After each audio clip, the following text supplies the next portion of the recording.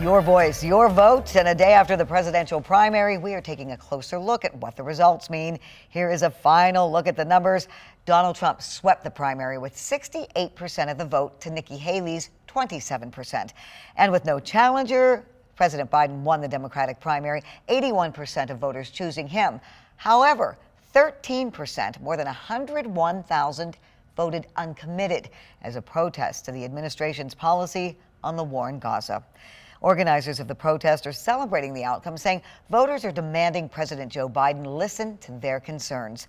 13 on Your Side political reporter Josh Albertus has their reaction and what it could mean for the campaign.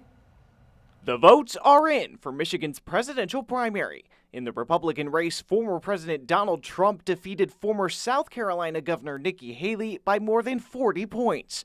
On the Democratic side, a stronger than anticipated showing for the uncommitted option by those angered by President Biden's handling of the war in Gaza. We sent a very clear message to President Biden that this community here in Michigan needs him to change his policies before he comes and asks for our votes. In recent days, the Listen to Michigan campaign had signaled just 10,000 uncommitted votes would send a message to the administration.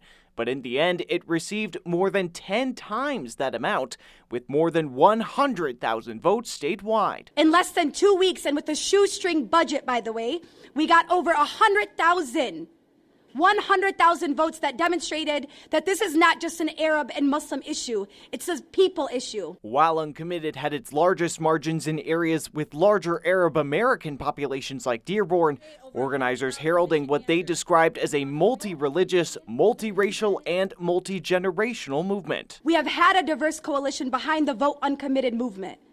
A coalition that was inclusive of the Jewish community, the Black community, the Asian American community, the young community, the old community, social workers, teachers, union workers, all who are saying that we are pro-peace and anti-war. All who are saying that we... Josh, what are the president's allies saying about what we saw last night? Well, Juliet, we kind of saw a circle the wagons effect happening as results came in, despite Uncommitted eventually getting larger support than expected.